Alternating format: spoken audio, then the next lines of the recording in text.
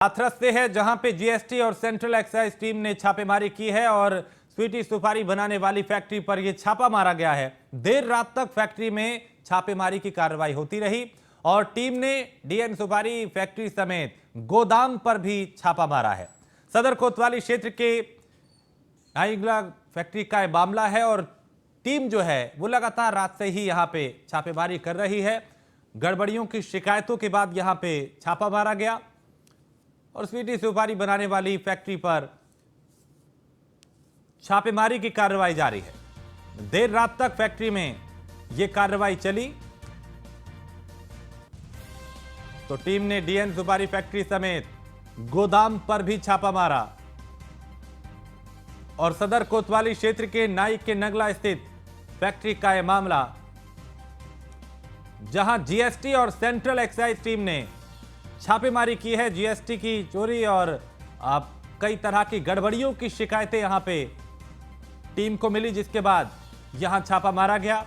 लेकिन इस छापेमारी के बाद क्या कुछ बरामद हुआ, अभी ये तस्वीर साफ नहीं। बीती रात से ही यहां पे दोनों टीमें पहुंची।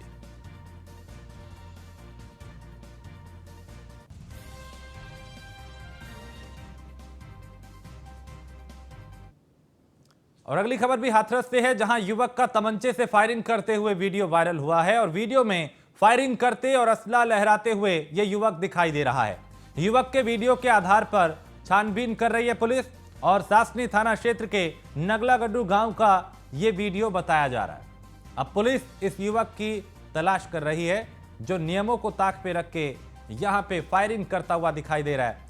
और इस तरह के मामले जो है आए दिन सामने आ रहे हैं, कहीं पे रील्स बनाने के लिए, कहीं वीडियो बनाने के लिए और कहीं पे सोशल मीडिया पे इस तरह के पोस्ट करने के लिए।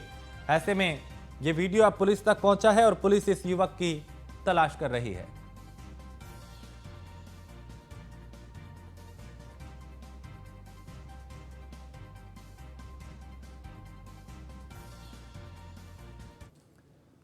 और मऊ के पठान टोला में mafia Mukhtar Ansari IS 191 gang के सदस्य रफीक अहमद, नसीम अहमद और वकील अहमद की 7 करोड़ की संपत्ति कुर्क की गई है। जिला अधिकारी के आदेश पर रफीक, नसीम और वकील पर यह कार्रवाई की गई है। बता दें कि कुर्की के दौरान मौके पर आला अधिकारियों समेत कई थानों की पुलिस फोर्स भी मौजूद रही और मामले की जानकारी देते हुए पुलिस ने बताया कि कुर्क की गई संपत्ति अपराध और अवैध तरीके से अर्जित की गई थी, जिसके बाद यह कार्रवाई की गई है।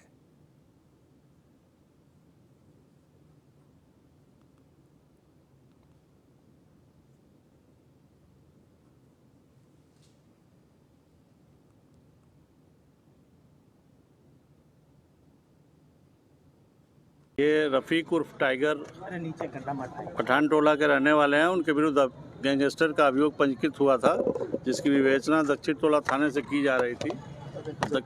उसमें एक प्राविधान है जो उनके द्वारा अपराध से अर्जित संपत्तियां हैं उसको कुर्क करने के संबंध में, उसी संबंध में एक रिपोर्ट विवेचक द्वारा, प्रभारी निरीक्षक दक्षिण टोला द्वारा माननीय जिलाधिकारी महोदय को दिया गया था। आरआजी नंबर 220 पठान टोला करीब 40 कड़ी है और वो लगभग बिस्वा है, जिसका बाजारों मूल्य करीब 2 करोड़ रुपया है। माननीय जिलाधिकारी महोदय द्वारा 16/11/2022 को धारा 14(1) गैंगस्टर अधिनियम के तहत इसको कुर्क कर दिया गया। और खबर झांसी के मौरानीपुर कोतवाली क्षेत्र से है, जहां कोतवाली में तैनात सिपाहियों पर एक पीड़ित ने आरोप लगाए हैं और कपड़ा व्यापारी विजेंद्र बलिया ने आरोप लगाते हुए बताया कि उसकी कुछ लोगों से रंजिश चलती है और विपक्ष प्रभावशाली और संपन्न है और जो लोग हैं उनके साथ षड्यंत्र में शामिल होकर पुलिस भी अप्रिय घटना को अंजाम देने का आरोप लगा रहा है।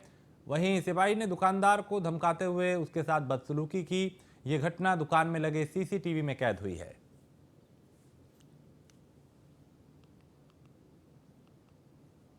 जाके मैं प्रभारी निरीक्षक से मिला तो प्रसाद थे थाने में। हमें सर ऐसी फिर बदतमीजी मैंने आपको पढ़ा भाई। एक बार 11 तारीख को 7 बजे करीब शाम को एक बार वो अनिल पटेल करके आया था, धमकी दे के आया। तो मैंने उसको शिकायत को श्रीमान जी प्रभारी के संज्ञान 100 डाला था। 100 डालने के बाद फिर 13 तारीख को दोबारा पुनरावृत्ति हुई। तो जब मैंने साहब को बताया, बोले नहीं मैंने किसी को नहीं भेजा है। बोले आपके खिलाफ कोई शिकायत होगी तो गए होगे। भाई शिकायत होगी तो मुझको बताया तो मैंने कौन सा अपराधी हूँ, इतना बड़ा कौन सा अपराधी, इस तरह की घर की ले जाने की वाली बात है। मतलब एक दुकानदार को मैं ये चाहता हूँ श्रीमान जी, इस तरह की घटनाएं अपने समाज में, अपने नगर में इतनी दमंगी पुलिस की ना हो, जो पुलिस को दाग कर रहे हैं वर्दी को, इनके प्रति कार्रवाई करके अंकुश लगाएं। हमारी आप सभी लोगों से यही निवेदन है, इसको आवाज़ इतना बुलंद करें ताकि योगी जी का जो जनता के लिए संदेश है कि पुलिस कोई अपराध करती है तो हमको वहाँ तक पहुँचे अपनी आवाज़, और समाज के लिए। आपके पास क्या कोई साक्ष्य है जो यहाँ पुलिसकर्मी आए थे? हाँ, उसके अपने यहाँ सीसी फुटेज लगा, वो सीसी फुटेज के लिए बोल रहा है ना पुलिस वाला, ये सीसी फुटेज हम देते हो क्या? और खबर लखनऊ से है, जहां एमएलए राजेश्वर सिंह ने मुख्यमंत्री योगी आदित्यनाथ को पत्र लिखा है और सीएम से यूपीपीसीआर एक्ट 2021 में संशोधन की मांग की गई है। और चर्चित श्रद्धा हत्याकांड पे मुख्यमंत्री योगी आदित्यनाथ को यह पत्र लिखा गया है कि ऐसी घटनाओं की पुनरावृत्ति रोकने के लिए यह पत्र लिखा गया है और आरोपी को जमानत नहीं मिलनी चाहिए, यह भी विधायक ने मांग की है। मामले की जांच 60 दिन में पूरी होनी चाहिए और ट्रायल 60 दिन में पूरा होना चाहिए। तो जघन्य अपराध में मृत्युदंड का प्रावधान हो, यह भी विधायक राजेश्वर ने मांग की है।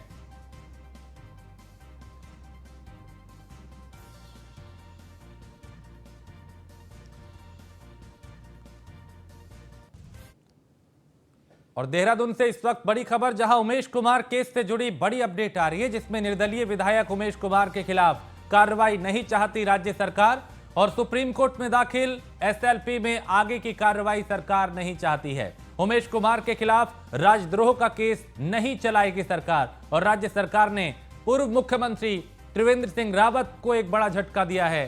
सरकार ने एसएलपी वापस लेने का हलफनामा दाखिल किया है और उमेश कुमार का साथ देने से अंदरूनी कलह के आसार हैं। अब धामी सरकार ने एसएलपी वापस लेने की प्रक्रिया शुरू की है और हाईकोर्ट ने झारखंड से जुड़े मामले में सीबीआई जांच के भी आदेश दिए थे। तो हाईकोर्ट ने राजद्रोह की एफआईआर को निरस्त किया था और इस मामले में सीबीआई जांच पर अलग से फैसला कोर्ट लेगा। अक्टूबर 2020 में उमेश कुमार की याचिका पर सुनवाई हुई थी।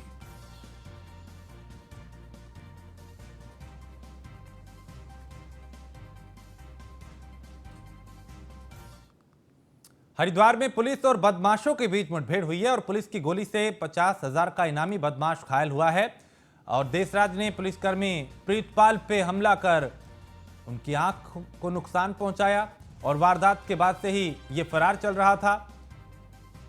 एसएसपी अजय सिंह ने पूरे ऑपरेशन की खुद कमान संभाली और घायल बदमाश देशराज को जिला अस्पताल में भर्ती कराया। इस पे 50,000 रुपए का इनाम घोषित था।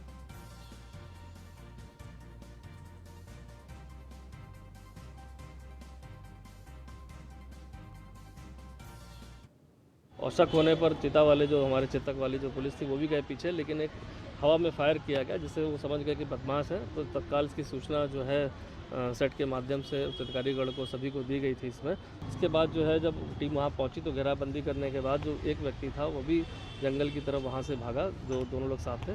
और इसमें जो हमारे सीआईयू की टीम थी सभी को अलर्ट कर दिया गया और करीब आधे 45 मिनट बाद, आधे घंटे 45 मिनट बाद जो है एक बदमाश जो फायर जिसने किया था पुलिस के ऊपर जो कर रहा था वहाँ पर, उसके फायर करने का जवाबी फायरिंग में उसके 2 गोली लगी है जो टांग में लगी है। और शक होने पर चिता वाले जो तो मुठभेड़ में ये 50,000 का जो इनामी बदमाश है वो घायल हुआ और पुलिस ने इसे शिकंजे में लिया।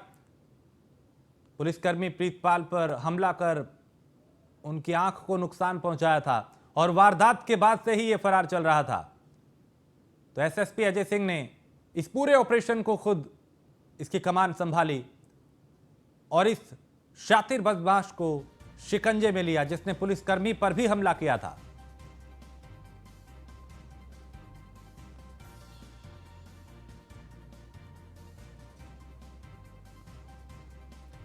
हमीरपुर के चिगासी क्षेत्र में खनन माफिया द्वारा लगातार एनजीटी के नियमों को ताक पे रख के अवैध खनन किया जा रहा है और खबरों की माने तो खनन के लिए रोजाना बेतवा नदी पर आधा दर्जन से अधिक प्रतिबंधित पॉकलैंड मशीनों का इस्तेमाल किया जा रहा है।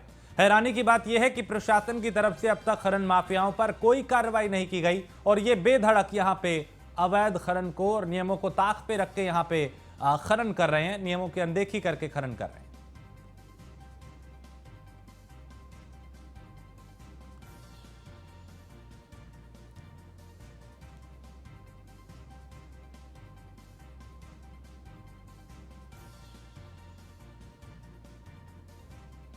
तो प्रशासन नहीं कर रहा कोई कार्रवाई और एनजीटी नियमों के खिलाफ यहां पे अवैध खनन हो रहा है।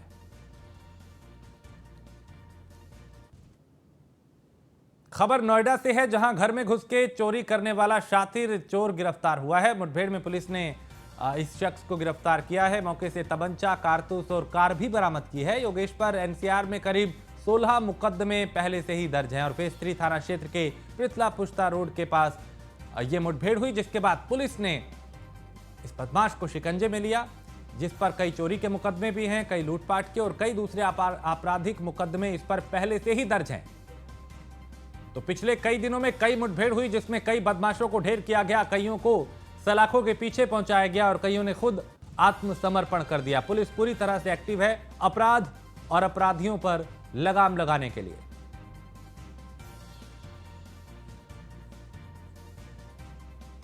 तो मुठभेड़ के बाद इस बदमाश को पुलिस ने गिरफ्तार किया और इस पर दिल्ली एनसीआर में करीब अलग अलग थानों में 16 मुकदमे दर्ज हैं और नोएडा फेज 3 थाना क्षेत्र के पृथला पुश्ता रोड के पास यह मुठभेड़ हुई और मुठभेड़ के बाद इस बदमाश को पुलिस ने शिकंजे में लिया, जिसके पैर में गोली भी लगी।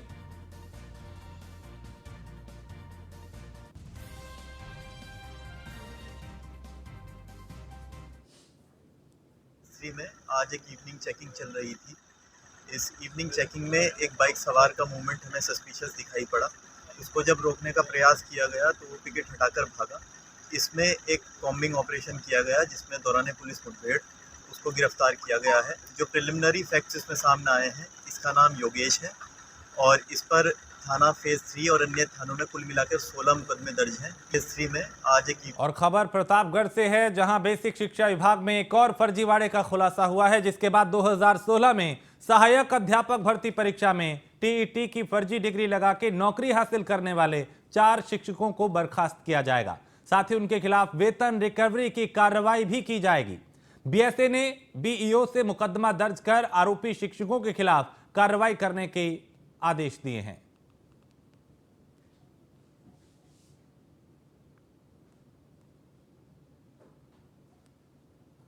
तो वेतन रिकवरी भी इनसे की जाएगी। जो फर्जी डिग्री के माध्यम से जिन्होंने नौकरी पाई थी, अब उनके खिलाफ कार्रवाई करने की तैयारी है।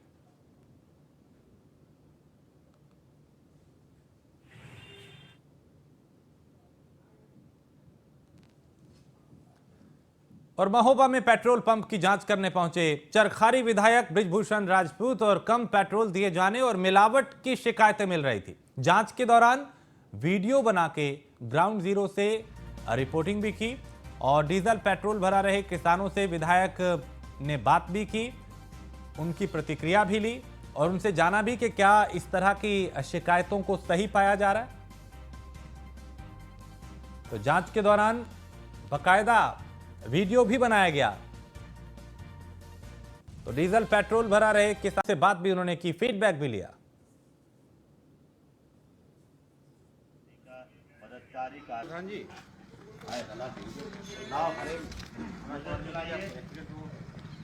ये 5 लीटर तक खाली हम लोग ले रहे हैं। यहाँ तक आएगा तो समझ लीजिए पूरा ये डीजल भर गया। बहुत सुंदर। नहीं इसको स्पीड से आउट है ना, स्पीड से। अच्छा आगे से ये क्वालिटी चेक करें। 5 निकाल बढ़िया। अनुज हमारे संवाददाता इस खबर पे ज्यादा जानकारी के साथ। अनुज, पेट्रोल पंप पे किस तरह की शिकायतें मिल रही थी, क्योंकि विधायक यहां पे खुद पहुंचे और जब विधायक पहुंचे तो क्या वो शिकायतें सही पाई गई? राजपूत जो चरखारी से विधायक हैं उसी क्रम में लगातार जिनके विधानसभा क्षेत्र है गौरहारी, वहां पर जो है एक पेट्रोल पंप की शिकायत मिली थी। बताया जाता है जो पेट्रोल पंप है भाजपा के ही कद्दावर नेता का है। उसी शिकायतों को मद्देनजर रखते हुए स्वयं विधायक जो वहां पहुंच गए और अपने मोबाइल फोन से लाइव होकर जो है पूरी रिपोर्टिंग करने लगे। उस रिपोर्टिंग के दौरान पूरा उन्होंने लोगों को, पब्लिक को दिखाया कि किस तरह से तेल का जो नाप हो रही थी उसको चेक किया गया और उसमें वो सही पाए गए। और खास तौर से जो डीजल उसकी जो प्योरिटी होती है, किस तरह ये जो तेल भरा जा रहा है, क्या उसमें किसी भी तरह की कोई मिलावट नहीं, उसको भी चेक किया। तो हाल फिलहाल तब तक जो उनका वीडियो था, उस पूरे वीडियो में तब तक वो सारी चीजें जो है ठीक पाई गई हैं। और हालांकि इस मामले में पूरे जो पूर्ति विभाग है उसकी भी जांच कर रहा है। उसके बाद जब उनकी रिपोर्ट आएगी तब पता चलेगा कि तेल सही था या उसकी नाप सही थी। जी, बहुत शुक्रिया अनुज जानकारी के लिए। तो विधायक खुद यहाँ पे पहुंचे और लोगों की जो शिकायतें मिल रही थी उसको गंभीरता से